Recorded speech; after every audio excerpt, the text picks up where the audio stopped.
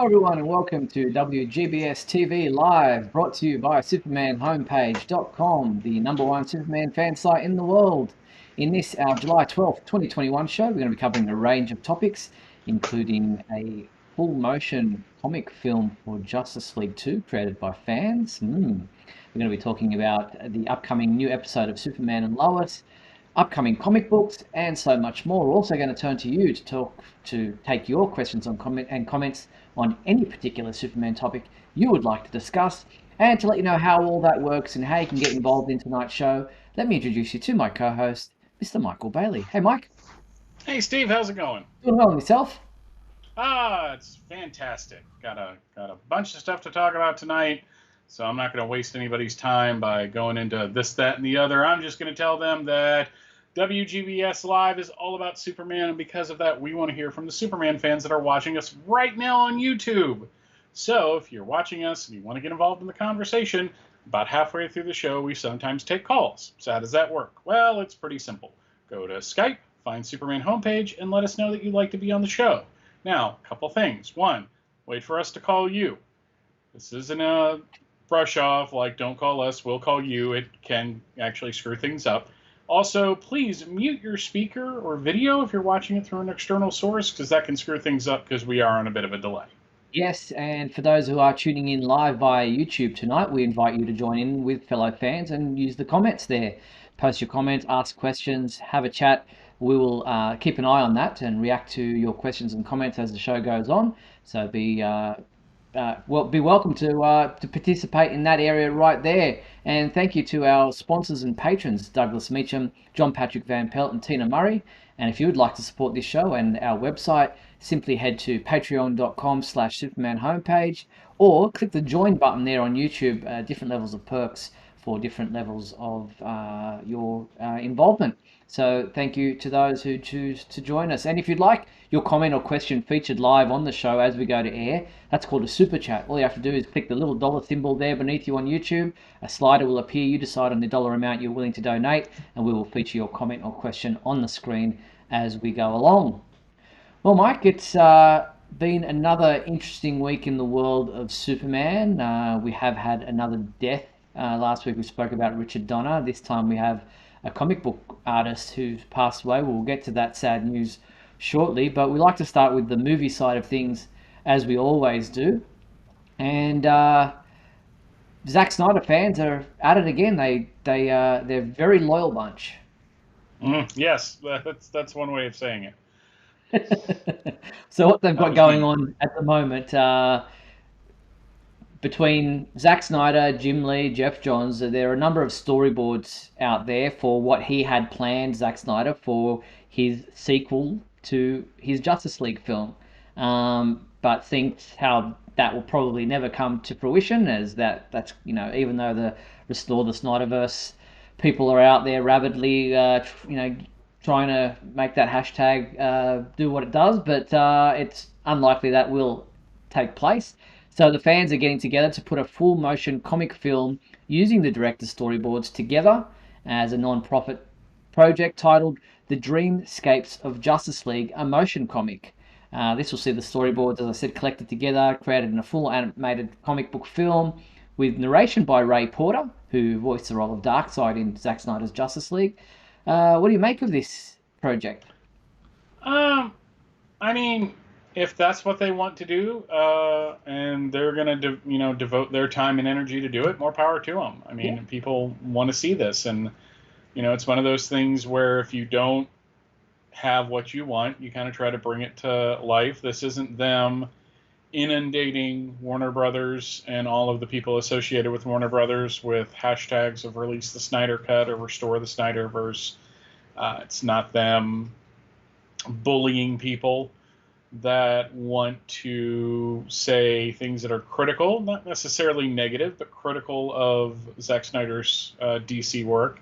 So go for it. I mean, if you're going to get Ray Porter to narrate it and all that, more power to you. I mean, the people do fan fiction all the time, and this is just kind of souped up fan fiction.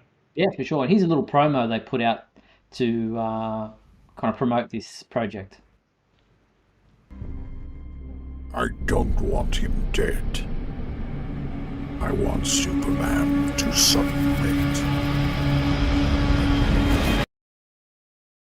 There you have it. Not much to it, but yeah, Darkseid's voice there. I don't want him dead. I want Superman to, I think, suffer. I couldn't really hear what that last word was, but look, it's an interesting project. Like I said, more power to them if this is what they want to do, and they're going to invest their time and effort into putting it together. I think it would be interesting to check out, and I look forward to seeing what the final product is. And it says coming soon, 2021. So 2021 is here. It's now. Maybe by the end of the year, we'll see this come together. That'll be interesting. Yeah, more than likely it'll be kind of towards the end of the year. Yeah, for sure. I would think. All right, so we'll wait to see what happens there and continue to follow that with interest. All right, but other than that, you may have heard that there is a new Space Jam animated movie with LeBron James now starring in a new film called Space Jam: A New Legacy. The movie is obviously all about the Looney Tunes characters and LeBron James trying to get his son back, save his son by playing a basketball game against the powers that be within this, computer-generated world. But he does visit the world or the city of Metropolis, as seen in Superman the Animated Series. Here is a little clip that was released this week, and we get to see Clark Kent, Jimmy Olsen, and others on the train station platform during this clip. So check it out. Here's the Space Jam clip for the upcoming movie. Oh yeah, Metropolis. I can't wait to see what I turn into here. Oh, it's gonna be somebody dope.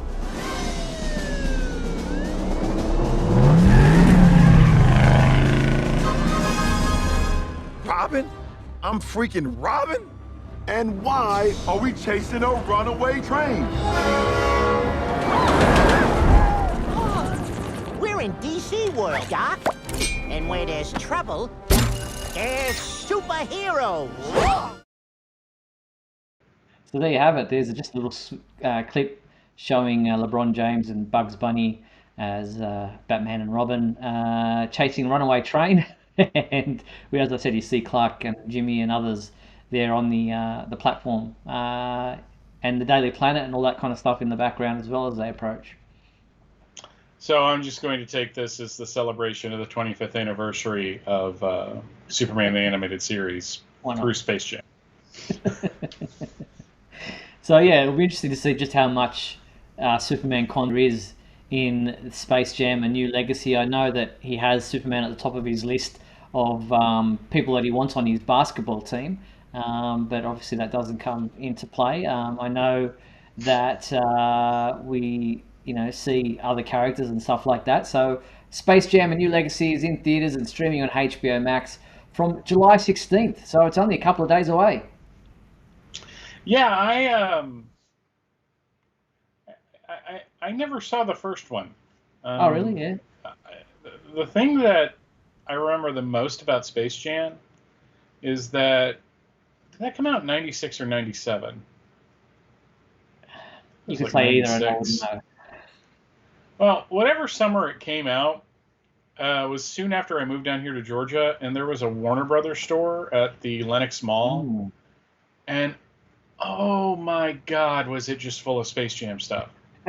Like, I just wanted to look at DC stuff, and a lot of that was just taken off the floor, and it was just like all this Space Jam merchandise because that's what they were pushing. So, but it was just like, oh my guys, it's like one of those things where maybe I'm annoyed by it for things that have nothing to do with the film itself.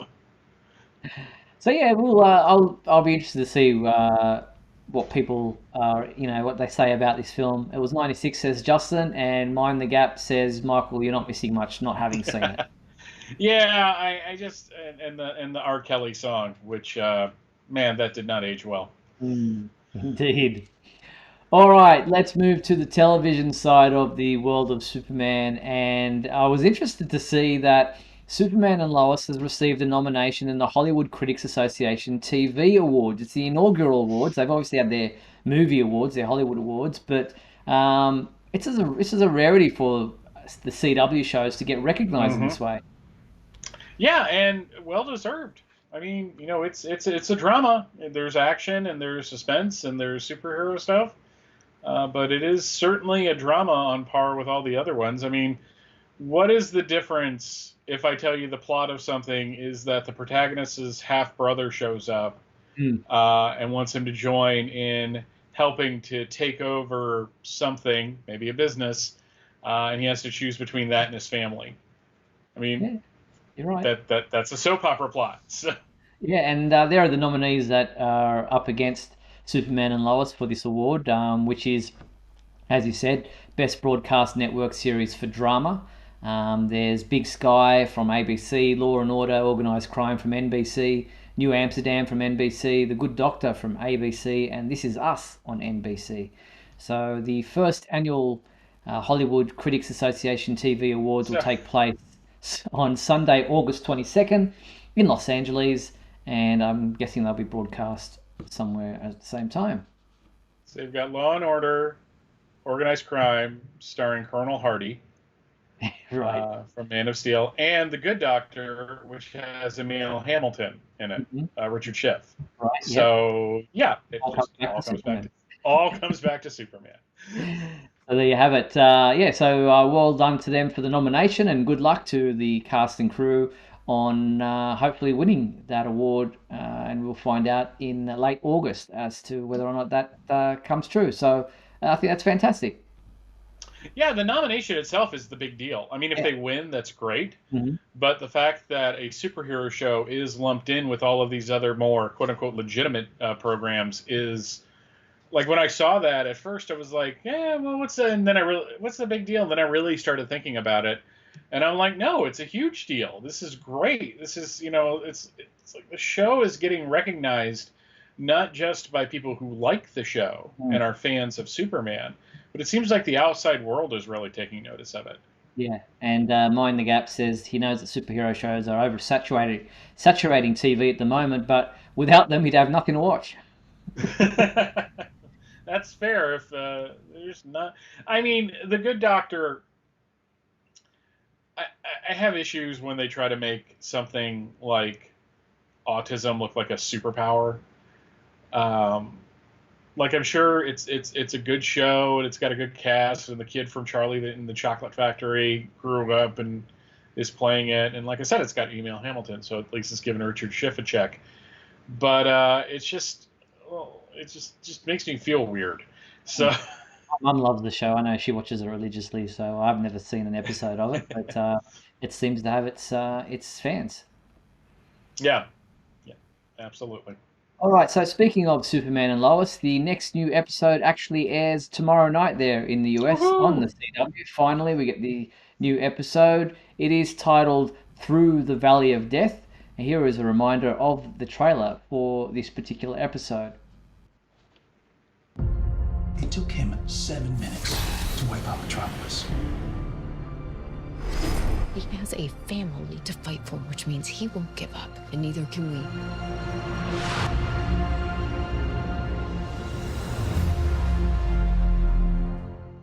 There you have it, the 12th episode of Season 1, titled Through the Valley of Death. We do see David Ramsey as Diggle, guest appearing, and he was recently on the most recent episode of The Flash. That guy's getting around. It's kind of interesting. I don't know if what was happening with him there on The Flash is happening with him on Superman and Lois, if there's a connection there, but it'll be interesting to see because this is the first time that we've seen a character from the CW, other superhero shows, come into Superman and Lois, because there's been a lot of people saying, well, if this is such a big cataclysmic event, where's Supergirl? Why isn't he calling on her to come help him out? Where's such and such? Where's this? Which we understand why they can't, because COVID and everything else. And this is Superman's show. You don't know Supergirl didn't bring in Superman every crisis on her show. So, but we don't know. There's been a lot of conjecture as to whether or not Superman and Lois live in the same time period, in the same, is it in the future a little bit? How do they age the sons? All that kind of stuff. It'll be interesting to see just how Diggle fits in. I have a theory that at the end of Supergirl, she is going to go to the future with Mon-El. That's going to be their big wrap up to it. I don't know. I don't have any evidence for this. This is just a gut feeling. Okay. And because of that, everything that happens on Superman and Lois takes place after that, which completely explains why Supergirl hasn't shown up. Okay, so you're saying that Superman and Lois is set for how many years in the future? 13, 12 years into the future? Or at least at the end of the current season of Supergirl, it's set. Fair enough, because we know in Crisis that Lois was talking about the twins, which was news to Superman at the time, or news to us, that, obviously Crisis had changed from having one child to two. But at that stage, we still thought that they were babies. So here they are as 15-year-old young men. It'll be interesting to see how it all fits in. Yeah, the thing is that I understand people's frustration with this, especially since we've been given so many crossovers with these characters, and even just like one showing up on another show, not just talking about the big crossovers. But with COVID, we just got to completely rethink how these things are done, and rethink our criticisms, because it may just not be logistically feasible to have Melissa Benoist show up. She may not even want to, because she has to go to their set. She has to probably, even though she's in Vancouver, she probably has to quarantine for a certain time period. They're taking like 15 tests a week. It's an exaggeration, but you get the point. So is it really worth it to go over there just to have a hi cuz type crossover? Yeah, very true. A couple of questions in the comments. Justin saying, so is Superman and Lois and the Flash in the same universe? Didn't they reset the multiverse? I think the Crisis pretty much made it that there was one and maybe a few other universes or alternate versions of Earth, but we assumed that all the superheroes were on the same Earth after Crisis.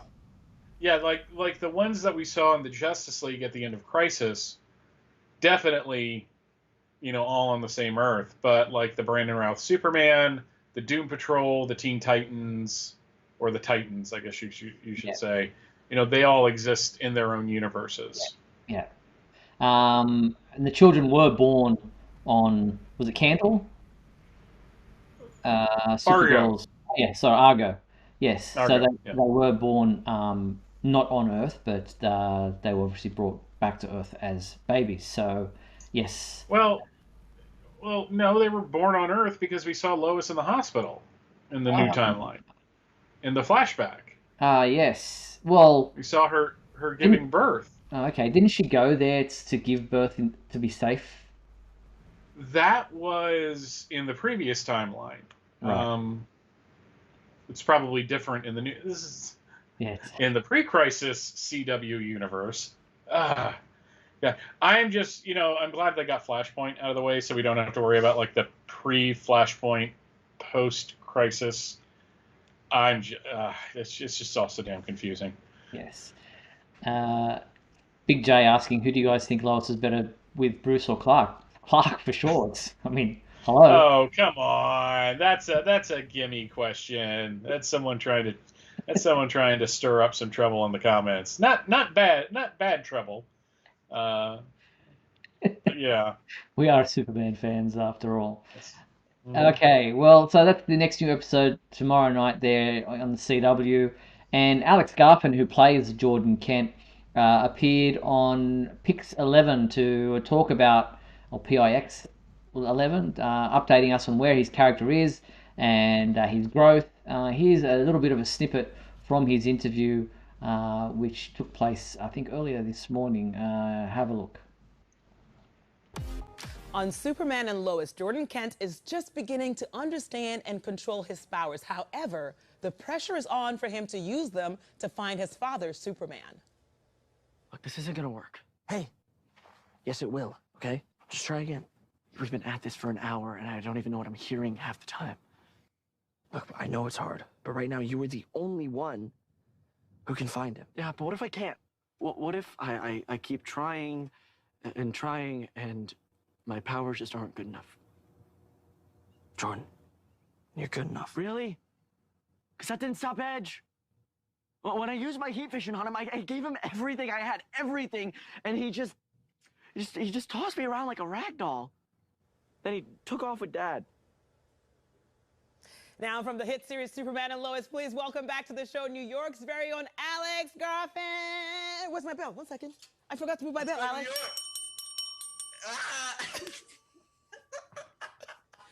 Why are you laughing at my bell, Alex? I love your bell. Oh, thank you. My bell loves you too, just so you know. And do you know what I love about... There's just a bit of a clip. I don't want to play the whole thing there, but if you want to check out the whole interview with Alex Garfin talking about the... And there's a little bit of a clip there from, I guess, tomorrow night's episode at the same time that you just checked out. You can watch the whole video at our website right now. Did he literally just kind of roll out of bed and get in front of his computer? Because that's some serious bedhead on hair. I mean, he's a teenager, so it's okay. WPIX in New York. That was a station from my youth. There you go. We got those channel. We got PIX for some reason. They were really good about showing Superman the movie when I was a kid and a teenager. So very cool. Yeah. So they talk about the fact that Jordan Elsass, who plays Jonathan Kent, has to continuously call Alex Jordan, which must get confusing between his own personal name and his brother's name being the same. Mm-hmm. Yeah. Nah, but that's been the weird thing since the beginning of it. I mean, it's just like, Jordan, what? Yeah. Who you talking to me or you talking to my character? Yeah, very, very confusing. But so check out the full interview with Alex Garfin on our website. All right, before we move away from the television side of things, the Superman celebration is taking place in Metropolis, Illinois at the end of this month, July 30th, 31st, and August 1st. And they've added Stacy Haiduk to the celebrity guest. She played Lana Lang in the 1980s Superboy TV series, and so she'll be attending the Superman celebration on both Friday and Saturday, as well as limited hours on the Sunday of the celebration, with fellow cast member from the Superboy TV series, Lon Mitchell-Smith. So that's a cool addition. That's probably the best of the bunch, other than obviously Kay Callan. Yeah, and having Ian Mitchell-Smith there with her, it'd be kind of interesting to hear what that second season was like for them. It's weird that they announced this literally as I was sitting there watching an episode of NCIS where she was guest starring. Oh, wow. So it was just like, I was just watching the episode, eating breakfast. I looked down, Stacy Haiduk going to be part of the Superman celebration. Well, that's weird. Okay then. So I think that's a great addition, and I'm sure people who are headed to Metropolis, Illinois for the Superman celebration this year will be very excited to have her as an additional celebrity guest. And don't forget that our own Superman homepage meet and greet will be taking place at the Superman celebration. We'll post a reminder as that gets closer, but we do have some prizes and giveaways to give away at that particular event that we will be hosting with Ken Sills and Cindy Sills also hosting it again for us this year. But more on that in the coming weeks. All right, we're at just before the halfway mark of tonight's program. We're going to take a quick break, play some messages, and then come back to talk about comic books, do our fan favorite segment, This Week in History, and so much more. So hang with us. We'll be right back right after these messages. Don't go anywhere. We'll be back in a moment with the exciting climax of today's episode. So stand by.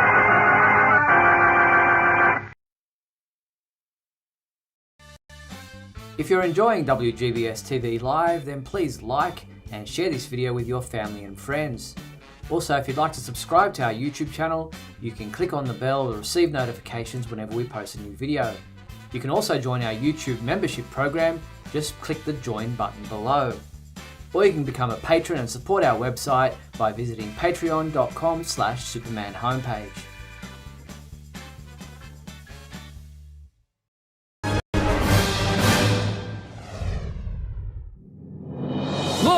in the sky. It's a bird. It's a plane. No, it's SupermanHomepage.com, the #1 Superman fan site in the world. SupermanHomepage.com, covering the world of Superman from the 1930s to today. News, reviews, rumors, and reports. SupermanHomepage.com for all your Superman comics, TV shows, movies, cartoons, radio shows, and more. Everything you ever wanted to know about the Man of Steel and more.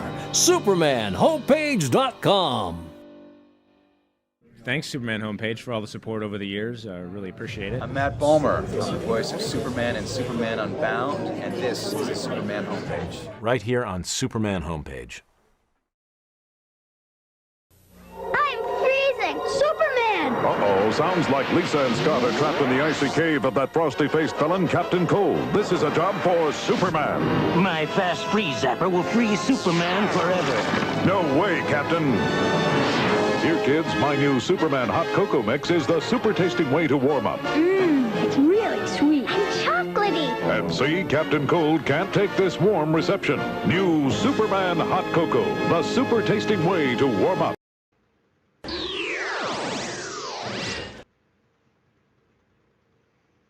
And we're back on WGBS TV Live, where, as Michael told you at the beginning of the show, if you want to chat with us tonight, head to Skype or open up Skype, search for Superman Homepage, and tell us that you want to be part of the show. Kenneth in the comments asking, how many languages does Superman speak? I would say all of them. Yeah, on Superman and Lois, it's literally all of them. And in the Superman movies as well, because like Superman 4, one of the cool things about that film that gets overlooked is like, you know, it takes place in different countries. It looks cheap, but it takes place in different countries. So when he saves the cosmonauts at the beginning, he's speaking Russian. When he saves the people from the volcano, he's speaking Italian. So it's just like one of those things that shows that Superman is of the world, which I always kind of appreciate. Even though he speaks Russian in space, when you shouldn't be able to hear anything at all. That's true. And when he's in Australia, he has that accent. And though if he straddles the line between that and New Zealand, the accent gets a little muddled. Like, you know, he slips between one or the other. He's like either I'm an Aussie or a Kiwi. So hasn't figured it out yet. Robert Maple's asking, who made the Superman Cocoa mix that we just played the commercial for? Is that Nestle? I think it might have been Nestle. It was either Nestle or Swiss Miss. The only thing I could really think of is every time I see that is I want to kind of look on eBay to see if somebody's like selling like a box of it that they kept. And how like is that hot cocoa still good? I mean, what's the shelf life of powdered hot cocoa? Best before 1996. Yeah, well, that is very true. That thing was from the mid-'80s, so. There we go. Speaking of Superman 4, I just noticed the cover for our next topic. A book that's coming out, it's interesting. I wish I'd heard about this. I might have submitted something for it. It's called Adapting Superman, Essays on the Transmedia Man of Steel. Now, it's a book edited by John Jorelski. It's coming out by McFarlane Books, it's actually recently been published. And it's pretty much essays in this collection providing specific insight into the practice of adapting Superman from comic books to other media and culture contexts through a variety of methods, including social, economic, and political contexts. Interesting. It's 287 pages, so it's not, it's got quite a hefty, page count to it. So, interesting. Adapting Superman.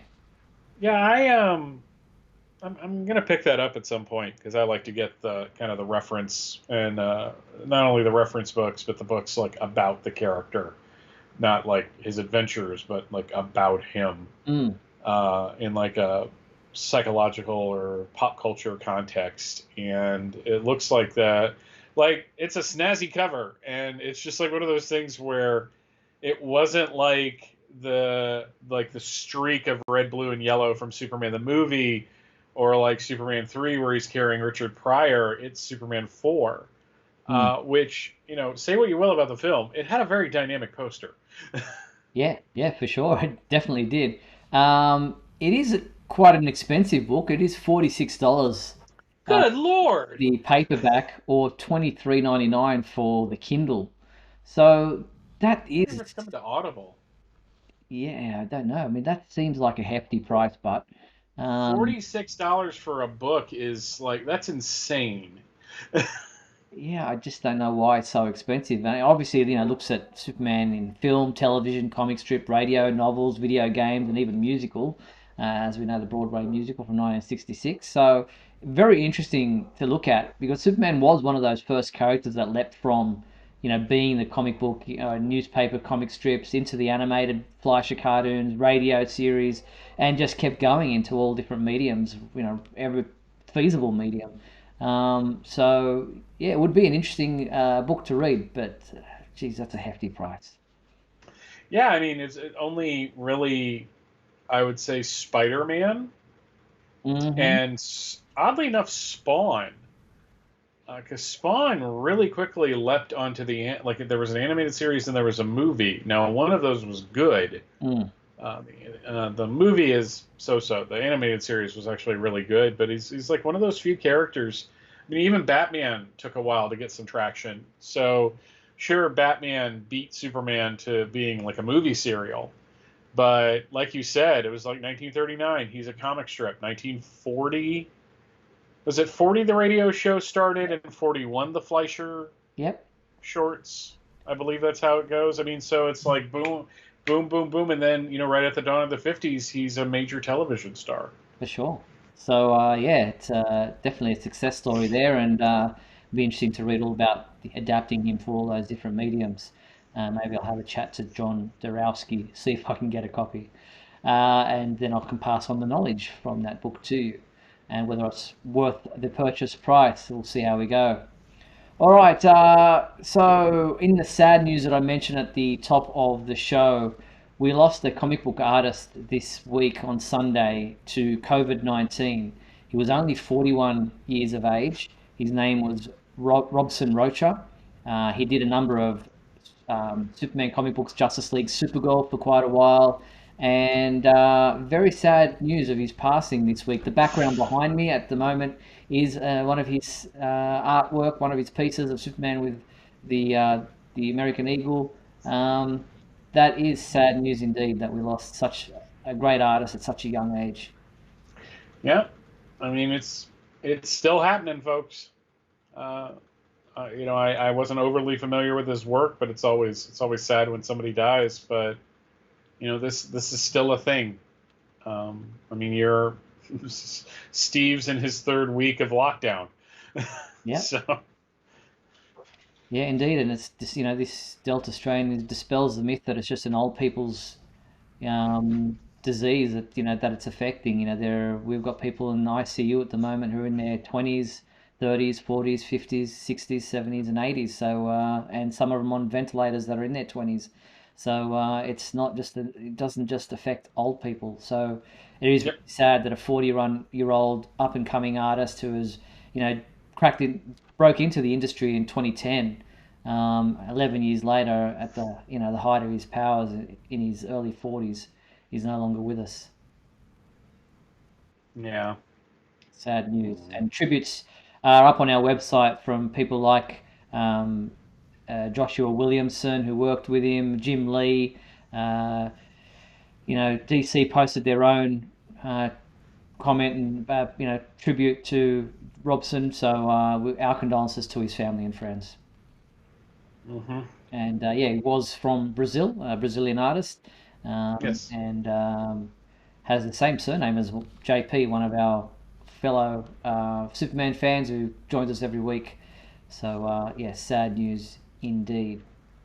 All right, well, let's jump into our fan favorite segment of our show. Here is our intro.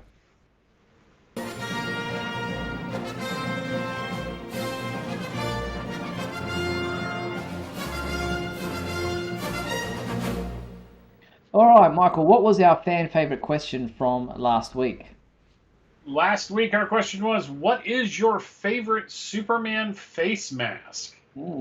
And Nair and Kavura wrote, Nair had this mask as a child in the late 70s and early 80s. Let me bring that up for you now. Sorry, I'm just loading these images in. One of the things I didn't do pre-show, but they're coming right now, and they are from Star Productions, I believe, who have asked us, Michael, if we would like to come on the show to talk to them at one stage. So it's not this is an actual face mask, not one of the ones, we're using now for, scientific and safety reasons. It's an actual superhero costume and mask. Yeah, I love those, like, from nostalgic level. But they're scary. But they just like now I look at them, I'm like, wow, we just accepted anything back in the 70s and 80s when it came to Superman costumes. Boy, now. All right. So that was that one. Next up, we have, just getting my notes quickly together. Next up, we have Jack Rocha, who says, I have 2 Superman masks, but I got the attached one from the DC Infinite shop. It fits well and is comfortable. There you have it. That's cool. Hope it's 100% cotton. Very cool. Thanks, Jack. Ryan Ignatius Pratt wrote, here is my collection of Superman face masks. My favorite is the Superman Returns mask, followed by a mask for Superman Blue, a.k.a. Electric Superman. Those are neat. You got a Death of Superman one up there in the corner. I like that. Nice. Very cool. Next up, we have Jason Jorelski, who wrote my Holy Trinity Superman mask. And that's old school artwork there. That's like Neil Adams, I think. It does look like Neil Adams. That's really cool. So I know, Michael, that your wife made some Superman masks. Yes. Let's see if I can get it close enough. Oh yeah, very cool.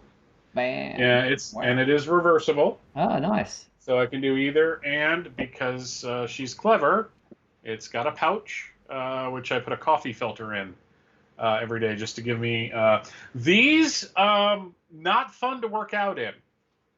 No. But I keep it on. But sometimes it's like I wear them like 9 hours a day, so it's not like I'm not used to wearing them. But yeah, when you're like in the middle of like your like the cardio. That gets annoying, like super quick. Kind of pointless, really, when you think about it, wearing them when you're trying to work out, because not only are you sweating in them and then you got to wipe your face, but you're having a drink every 5 seconds and you got to remove it. So it's I'm like, I like during my workout, I don't drink, and like when I get home, I'm just pounding water, chugging it down. So I've got a couple. That's just the standard Superman mask. There's like a war-torn one there. There's another one of Superman there, Jim Lee one. I've got another one in my car and a couple of others in different locations that are always readily, handily available. So thank you to everyone for sharing their Superman face masks with us this week. It's a cool selection that we've got there in our fan favourite segment. What is our new question? I actually had something this week. Yeah, you did. Well done. What is our new fan favourite question for this week? This one I won't have. Though I may bring out some of Rachel's. What are your favorite Superman socks? I don't wear like socks like that. It's just not something for me. So, but I may bring out some of Rachel's. Cool. Yeah, very cool. Well, yes. So get involved in our fan favorite segment. The email address is scrolling along the bottom of your screen now, info@supermanhomepage.com, and send us photos, hopefully just the socks, not with your feet in them. If you have to, I guess, but yeah, we don't want the foot fetish people to latch onto our show. Info@supermanhomepage.com. Let's not be too hasty there, Steve. We'll take any viewers we can. If the foot fetish people want to show up, they're going to be really disappointed after a while. But for like a week or two, just let them dream. Yeah, fair enough. So that was our fan favorite segment for this week. Let's jump straight into this week in history, Michael, and let's see what was in the world of Superman this week. Not a lot, I know. No. Come with me now, my son, as we break through the bottom of your earthly confinement. traveling through time and space. So as we go on this journey of time and space, we have from 1961, which is technically on Sunday, but we'll count it, World's Finest number 120, which has a Superman-Batman story called The Challenge of the Faceless Creatures. I hate to tell the people who drew this cover, some of those creatures have faces. But it's a nice Kurt Swan cover. I kind of dig that. It's really colorful. Jumping ahead to 1971, we have Superman number 242, The Ultimate Battle. This is like nearing the end of that Superman-Sandman Superman saga. And there was also a couple backup features. There was a Superman story, The Girl Who Didn't Believe in Superman. Mm-hmm. I believe that was George Reeves' episode at one point, too. And The World's Mightiest Weakling. So, jumping ahead to 1991. A War of the Gods crossover. Oh, which one? Yeah, not a bad book. What issue? Oh, I'm sorry. I did miss that 100-page giant. Yeah, I missed that. I do apologize for that. Okay. I forgot to pull that up. But that's one of those that's a classic cover. It really is. I like that a lot. Okay, now jumping to 1991. Superman the Man of Steel number 3, which was a War of the Gods crossover, where Superman faces off against, and I hope I'm pronouncing this right, Quetzalcoatl, who's kind of a serpent god. Yeah, War of the Gods is kind of forgettable. I'm surprised it's happening. Then we have Adventures of Superman number 596, which was part of the Our Worlds at War crossover. I remember seeing this cover and going, Doomsday? And I don't know about you, Steve. I think this is around the time period they were overusing Doomsday. Yeah, it's big time. Like they were just trotting him out like whenever they felt like it, and I think that kind of dilutes that character. Yeah. Kind of serves a specific purpose. Jumping ahead to 2011, which this is a penultimate issue of the pre-Flashpoint era. This is when Chris Roberson, Roberson or Roberson, I don't know. He was the one that was writing the book at this point from J. Michael Straczynski's notes.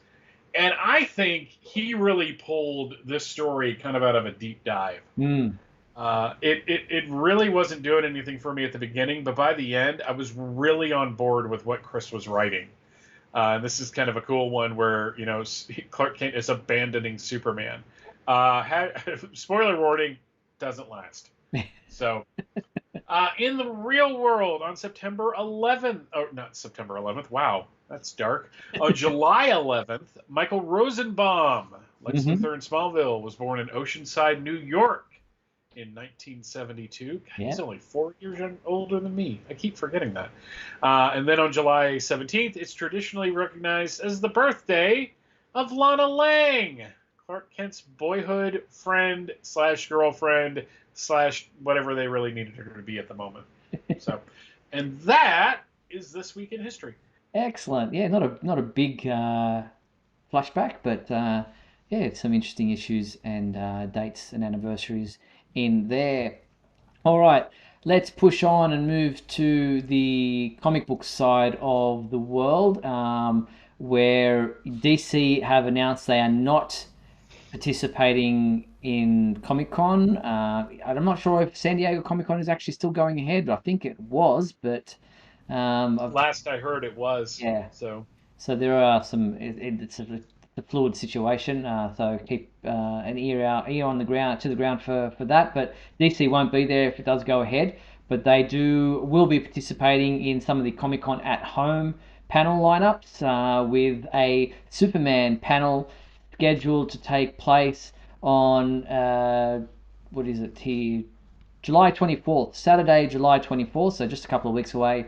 DC Editor-in-Chief Marie Javins leading a super discussion with super talented, multiple Eisner Award nominated writers Tom Taylor, Philip Kennedy Johnson, and Grant Morrison. Fans of both Clark and John Kent won't want to miss this panel. So as I said, July 24th, 11 a.m. Pacific Time or 2 p.m. Eastern Time on Saturday, July 24th. Wonder if they're going to make those available afterwards too. That would kind of only make sense. They usually do. Put them up on YouTube or something, get some revenue out of them. Yeah, for sure. We'll keep you posted on that panel. Just want to quickly flash back to what an issue that came out this past week. Justice League Infinity is the comic book. The first issue came out July 6th. Our reviewer James Plant gave it a 5 out of 5 rating. I really enjoyed going back to the animated series that this is based on. It's great to have comic books from that that universe and that continuity. So definitely check this out if you haven't already. Justice League Infinity #1 is out already for you to pick up.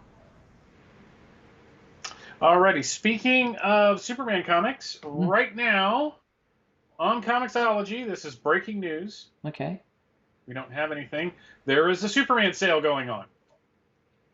So, like, all of the trades, it looks like, are on sale right now on Comixology, and that should be, like, right around the world. What are the details? Is it a certain percentage off, or is it just a sale?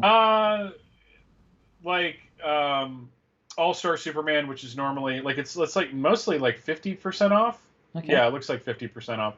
Sometimes a little more, like the Death of Superman, which is normally $13, is $6. Superman Birthright is $6. Superman Earth 1 is $5. So it looks like it's one of the typical Comixology sales. Yeah. Cool. With these things. So yeah, really cool, awesome. Excellent, breaking news. Thank you to my friend David that pointed that out to me. Very cool. And speaking of comic books, here is what Superman fans can check out this week in the world of Superman for comic books. This week we do have, finally, I announced it last week, but it is out this week. Action Comics Annual 2021 #1 is out this week for sure. I'm being promised by the people at DC, and available in a variant cover as well. Also out this week, the print edition of Challenge of the Super Sons #4, collecting together some of the digital comics that were already previously released, and that is available in a variant cover right there as well. Also out this week, Infinite Frontier #2, and that is also available in a variant cover that is a connecting cover to the rest of the upcoming issues. Then Justice League Last Ride #3 is also out this week, and that is available in this Batman variant cover. Then on the collected side of things, the trade paperback, we have Deceased Unkillables trade paperback. That's available this week. And then Injustice, Gods Among Us, Year Zero, the complete collection hardcover is also out this week for fans reading comic books. There you have it. Woohoo! All right, then on the collectibles side of the world of Superman, there is a really interesting statue from Prime One Studios coming out. It's available for pre-order now. It's their Ultimate Museum Masterline Superman versus Doomsday statue. Here is a little kind of video that they sent out showing you this from all different directions. Just trying to find the video. Here it is.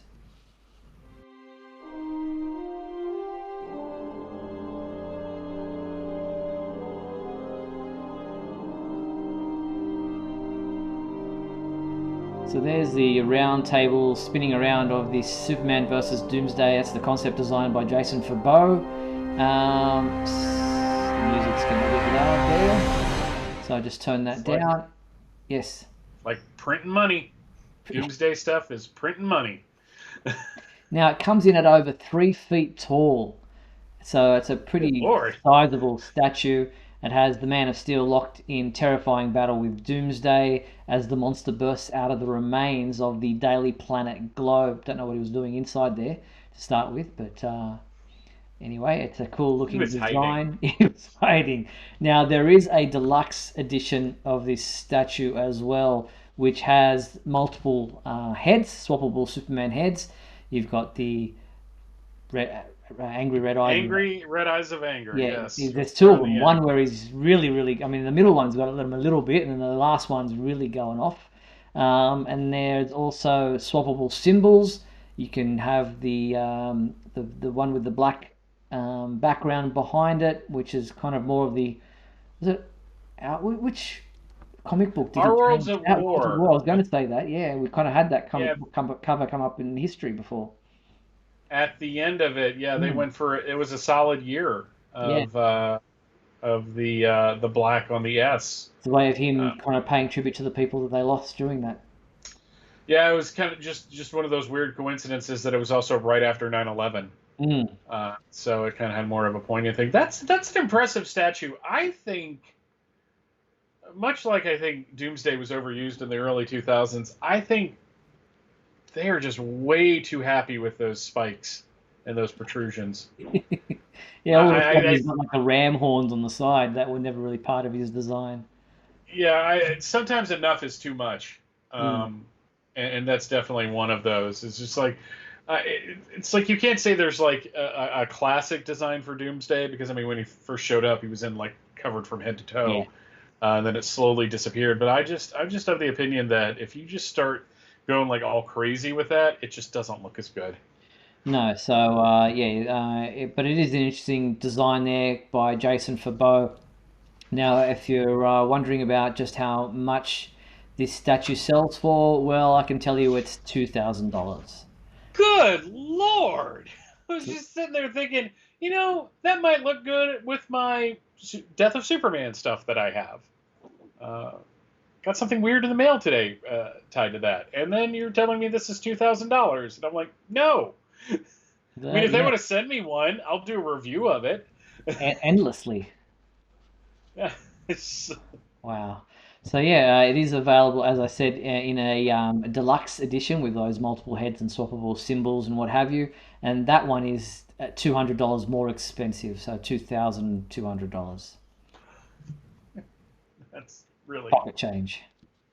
I'll just go get that out of the couch. All right. It'll be my couch, but it'll be a couch. A million couches. We are going to play you a little clip that Cartoon Network in the UK posted of the DC Superhero Girls animated series, in which Lois Lane tries to uncover the secret identities of some of the superhero girls. Check this out. DC Superhero Girls' Secret Identities.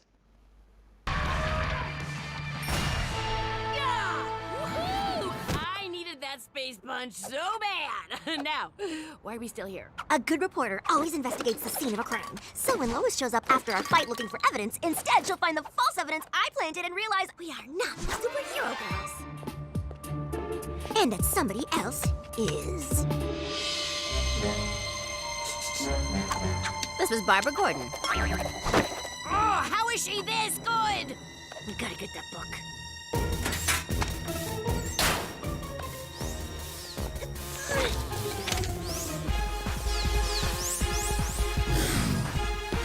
Did you get it? Yeah. Ah, without whatever she's been scribbling, she'll never have the evidence to expose.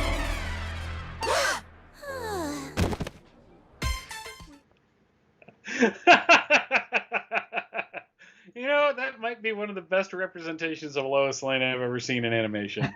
I like that. That's great. So you can watch the full clip at our website and see how Lois continues to just be one step ahead of the DC Superhero Girls. That's some Elmer Fudd level stuff, really. It's just like...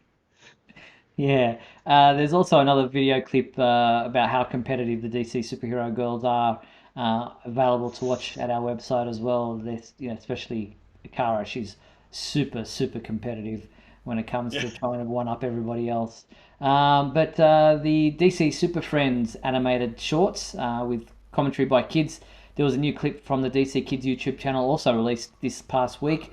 The Imaginext DC Super Friends. This one's Batman and Superman, the Dream Team, teaming up to I guess defeat Lex Luthor. Have a look at this particular video.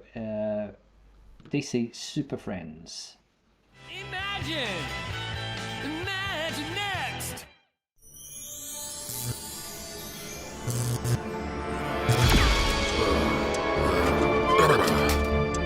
Huh? What?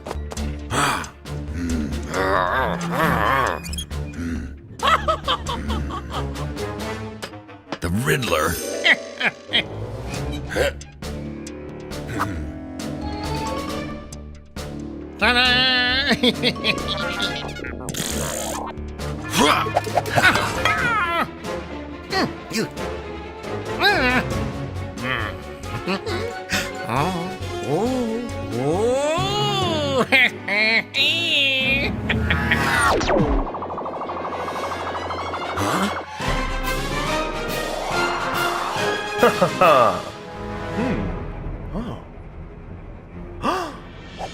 Batman!